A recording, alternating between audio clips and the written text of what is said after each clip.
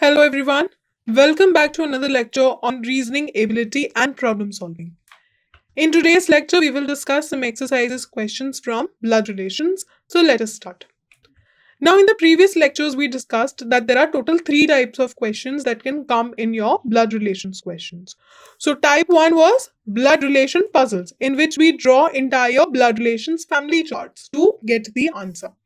Then was coded blood relations. So basically, we use the concept of coding, decoding, plus blood relations to get the answer, correct? Then we discussed based on conversation. So entire conversations were given to us and we had to identify what was the relationship of the person based on that conversation. So in today's lecture, we will discuss this type, that is type 1, which is blood relation puzzle. In the next lecture, we will discuss these 2 types, that is coded blood relations and based on conversation. Now, before we start, let us revise the concept. In blood relation, you get 2 types of relations. The first is your actual bloodline. That means people that are associated with you through blood, the family that you are born into. So your mother, father, grandparents, children, grandchildren, your uncles and nephews and nieces, those kind of relationships. The other is your in-law relationship. So the relationship that you build by marrying someone. So your spouse's family.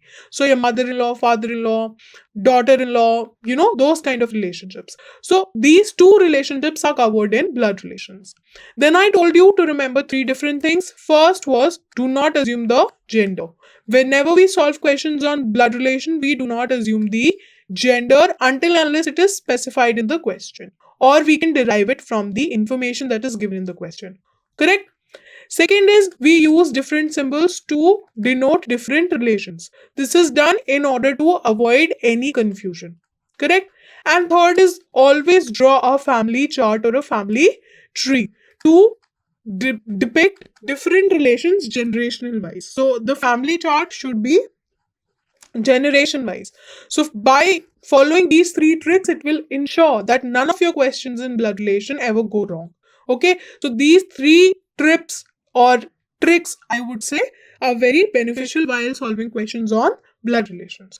Okay, so let us start with type 1, that is blood relation puzzle. Let us look at question number 1. Question number 1 says there are 7 members that are living in a family. Q is the daughter of P. So let us draw the chart. Q is the daughter of P. So P would be gender unknown. Q would be female because Q is the daughter of P.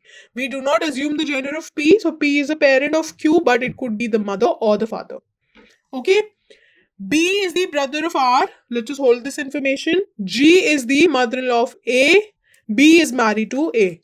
And B is the uncle of Q. So this much information we cannot use up till now. And D is the father of B. So this much information is simply we cannot use because this is not relation with Q. So let us start by drawing a separate chart. Okay. B is the brother of R. So let us say it is mentioned over here that B is the brother of R. So I use this to tell that they are siblings and I use this relation to tell that they are spouse. Okay. So B is the brother of R. So B would be male, brother of R. Okay. B is married with A. So A would be the spouse of B. So since B is male, A would be female. Correct? B is married to A. It is given to us that B is the uncle of Q. That means R's child would be Q. R's child will be Q. B is the uncle of Q. So that means P has a spouse R. Okay. P has a spouse R. R has a sibling B, which is male. B is married to A, which is female. Okay. Gender of P and R are unknown. B is the uncle of Q, so B will be male. This much information we can get on merging this much information. Okay. Now, D is the father of B. So, D is the father. So, D will be male, father of B. Correct? D is the father of B. So D is basically the father of R and B, since R and B are siblings, correct? Now, G is the mother-in-law of A. So since G is the mother-in-law, that means G will be the spouse of D. And since D is male, G will be female. G is the mother-in-law of A, correct? Now, C is the brother of B. So now one more relation is there. C is the brother of B. So we already have R. Now we have one more relation. I do not have space to denote this relation, so I am drawing it like this, that C is the brother. So C is male of R. C is the brother of B. Correct? We have to find what is the relation of C with respect to Q. So C's generation, if I talk about, let me represent it like this. This is spouse A, female, and he also has a brother, C. Correct? They are in the same generation. We have to find the relationship between C with respect to Q. We have to find the relationship between C with respect to Q.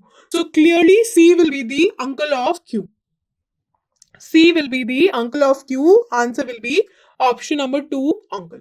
Okay? Answer will be option number 2, uncle. Okay? This is the chart. Now, question number 2. Question number 2, 7 members are living in the family. Q is the daughter of P. So same question. Okay, same question is there. Now we have a different thing. Okay, we have a different thing. So in this particular diagram, this was the original diagram. So we have not added C. Okay, this information was different. Now let us come to this one. This is a different information. It is given P is the father of Q. So P is the father. That means P will be male, R will be female. Correct? P is the father of Q. This will be the chart. The chart has changed now. Okay? Now let us look at the question. We have to find the relationship of R with respect to P. R with respect to P. So let us go back to the arrangement. R is what of P? R is female. R is the spouse of P. So R is the wife of P. R would be the wife of P. So going back to the question, R would be the wife of P, which is given in option number 1. So option number 1 will be the correct answer. Okay? Now, coming to question number 3. Question number 3 says, R is the sister of Q. So R is the sister of Q. So Q's gender is unknown. R is female. This much we can derive. Okay? M is the father of R. So that means M would be a parent of both R and Q. And M is the father. So M will be male.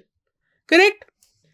V is the son of Q. So Q would have a partner. And they would have a son named V. So V will be male. Correct? But gender of Q is unknown. C is the maternal grandfather of V. Okay? C is the maternal grandfather of V. So I can see a grandfather of V, which is M. I can see a grandfather of V, which is M. But we have another grandfather also, which is C. Correct? We have another grandfather, which is C. Let me draw it over here. We have, let's say M is, they are in the same generation, right? So M is over here. Another grandfather of V is C. But this is maternal. Maternal means mother's side. So paternal means father's side. Correct? Paternal means father's side. And maternal means mother's side. Correct? Maternal means mother's side.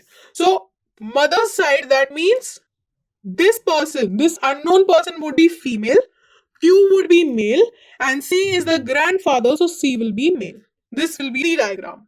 This person is unknown. Okay? Now it is given to us, M does not have a married daughter. That means R is not married, Q will be the son. Because Q is married, so Q will be the son, because M does not have a married daughter. So Q is son. So this person will be female. We do not know the name of this person yet, but C will be the grandmother. So C is what? C is the maternal grandfather. Maternal grandfather of V, correct? And M is the paternal grandfather of B.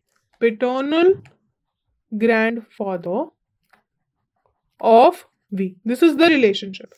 We have to find out how is R related to V.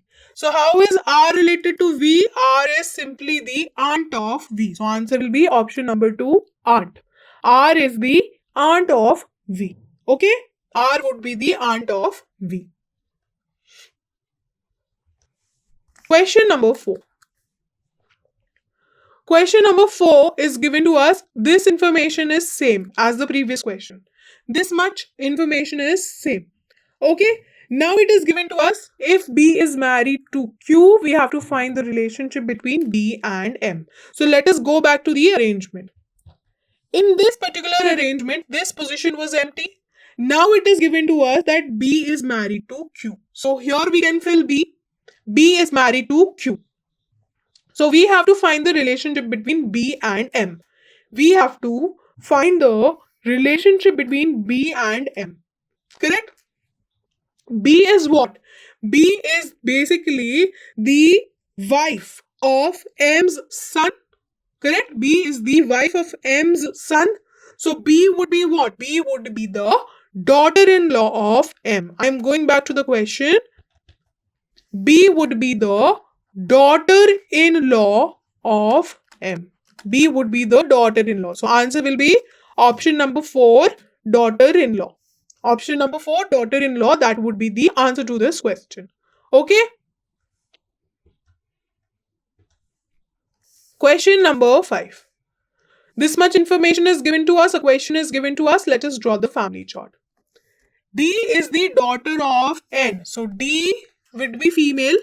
Daughter of N. So N's gender we do not know. N's gender we cannot assume. D is the daughter of N. E is the wife of N. So E is the wife of N. So E is wife, that means E would be female. And if E is female, N would be male. So N is basically the father of D. Correct? E is the wife of N. Okay, this will be the arrangement. Now, G is the sister of D. So G is sister. That means D has a sibling. G is the sister, so G would be female. G is the sister of D. Correct? C is married to G. So G has a spouse, C. And since G is female, C will be male. Correct? Since G is female, C will be male. So this would be the relationship. Okay? Now it is given to us, N has no son. So this statement, some people represent it or some people interpret it. Okay. This statement, N has no son, can be interpreted in 2 ways. First is N has no child. Okay, first interpretation. Second interpretation is N has only daughters. Which one is correct? Which one you should interpret? You should interpret the second one. The first interpretation would be incorrect. So whenever you see a statement like this, that he is the only son, or he is the, or let's say you have a statement, N is the only son. Okay, N is the only son. Again, it has 2 interpretations. First interpretation is N is the only child. N is the only child. Second interpretation is N can have daughters. Because N is the only son, so N can have sisters basically. He is the only son, so N can have sisters. So this interpretation would be incorrect. This interpretation would be correct. So please pay attention. Whenever you see a statement like N has no son, that does not mean that N has no child. It means that N has only daughters and can, or N has also not. N can have. N can have only daughters. This will be the right interpretation. It does not mean that N has no child. It will mean that N can have only daughters. Similarly, if it is written that N is the only son, this does not mean that N is the only child. No, it means that N can have sisters. This will be the correct interpretation. Okay, so you have to pay attention to the interpretation also. It is given to us, N has no son. That means whatever child N has will be a female. So N has 2 children right now. Over here, N has 2 children, D and G, and both of them are female. Okay? Moving forward, K is the mother of E. So K is the mother, that means K will be over here. Mother means female. K is the mother of E. Correct? K is the mother of E. It will be like this. Q is the only daughter of C. So Q is the only daughter, that means Q will be over here, female. Q is the only daughter of C. Now we have to find out how is Q related to D. So Q, how is Q related to D? Q would be the niece of D, because D is basically the aunt of Q, correct? So Q would be the niece of D. Answer option number 3 will be the correct answer. Q is the niece of D. Okay, option number 3 will be the correct answer. Okay, moving forward. Question number 6. Same information is given to us. We have to find out how N is related to K. How N is related to K. So let us go back to the arrangement. N and K. How is N related to K? N would be the son-in-law of K. N would be the son-in-law, because K is E's mother, right? So N would be the son-in-law of K. Going back to the question, N would be the son-in-law. Option number 3, son-in-law of K. Okay, let us start with question number 7. Question number 7 says 8 persons are there in 3 generation of family. Let us draw the chart. K is daughter-in-law of G. K is daughter-in-law of G. So let's say G is over here. Okay, K is the daughter-in-law. So G would have a son or a son, and the spouse of the son would be G, because K would be female. Correct? K is the daughter-in-law of G. It can be represented like this. Right? M is the father of L, who is daughter-in-law of P. So let us draw this separate diagram. M is the father. So M would be male of L. L's gender is unknown, but it is given to us L is the daughter-in-law of P. That means L will have a spouse whose parent will be P. Correct? And L is female. The spouse would be male. P's gender is unknown. Okay? Now, H is brother-in-law of G. So, G would have a spouse and the sibling of the spouse would be H. Male, H would be the brother-in-law of G. Correct? Now, and only son of F. Only son of F. H is the only son. Only son can be interpreted as that there would be female children. It cannot be interpreted as only child. So H is the only son of F. So this person would be female. Correct? This person would be female. That would make G to be male. Correct? G would be male. Now, T is the grandson of F. So T is the grandson. T can come over here. Correct? T can come over here. T is the grandson of F. T is the grandson of F. T can come over here. H is unmarried. H is unmarried. Okay? Now, G is male. It is given to us. G is male is given to us. So now if I look over here, we have, can we merge these two diagrams? If I put L over here, okay, if I put L to be female and this person is male, correct? Now they have child T and this person. Now L has a father M. So L will have a father M over here, correct? This would be male, this would be female. Similarly, the spouse of L has a parent P, but the gender of P is unknown. Correct? Can I merge these two diagrams? Yes. If I merge these two diagrams, I will get something like this. It is given to us M has 2 children. So now also M will have 2 children, H and L. So this would be the final diagram. Correct? So now let us check if it satisfies all the conditions. First condition was K is daughter-in-law of G. K is daughter-in-law of G. This is satisfied. M is father of L. This is also satisfied. L is daughter-in-law of P. L is daughter-in-law of P. This is also satisfied. H is brother-in-law of G. H is brother-in-law of G. Satisfied. and only son of F. So the other person is female. So this is also satisfied. T is grandson of F, satisfied. H is unmarried, satisfied. G is male, satisfied. And M has two children, this is also satisfied. So this would be the final diagram. Okay? The question is, how is M related to G? How is M related to G? So M is over here, G is over here.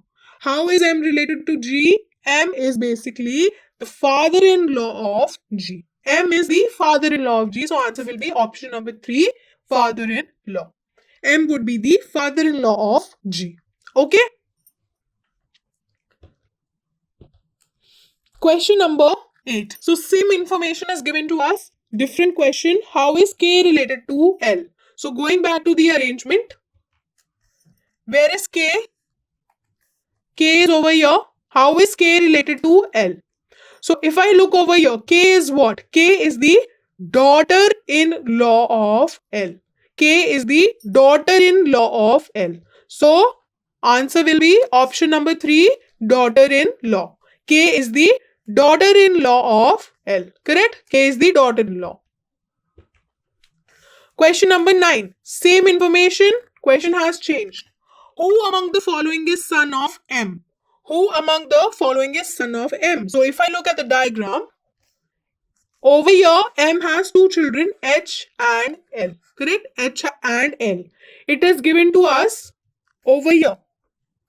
M has two children, H and L. H is male, L is female. So who will be the son? H will be the son. Going back to the question, who among the following is the son of M? H is the son of M. Answer will be option number 1, H. Correct? This will be the answer. Now, question number 10. J is married to C. So, J and C. Okay? Gender is unknown. B and E are the children of C. So, they have two children. Okay? B and D. Gender unknown. D is married to daughter of K. So, D is married to a person who is the daughter of K. Okay?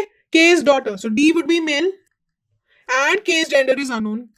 And K is married to M. This is given to us. So, K is married to M. Okay? And K and M's gender is unknown. K is the mother of R. Okay? K is the mother. So, K would be female. M would be male. K is the mother of R. And R is the husband of N. So, now K also have two children. One is this person. The other one is R. Because K is the mother of R. Who is the husband? So, this is husband. This is male. Over here, we had a female position. Husband of N. So, N would be female. Correct? H is the grandson of C and K. H is the grandson. So, grandson of C and K means the child of D and this person. Correct? So, H would be male, grandson of C and K. So, over here. Okay? It is given to us. L is the daughter of N. So, R and N have a daughter. L, female. Correct? V is the only sibling of H. So, only sibling of H means V has a sibling, gender is unknown. D has only one daughter. It is given to us D has only one daughter. That means if this is male, this would be female. Correct? If this is male, this would be female. We have to find out how is D related to K. How is D related to K? So, D is over here, K is over here. D is simply the son-in-law of K. D is the son-in-law of K. So, answer will be option number 3, son-in-law. D would be the son-in-law of K. This is the diagram. This position was empty. Rest everything was filled. Okay? D is the son-in-law of K. So, this concludes today's lecture. Thank you.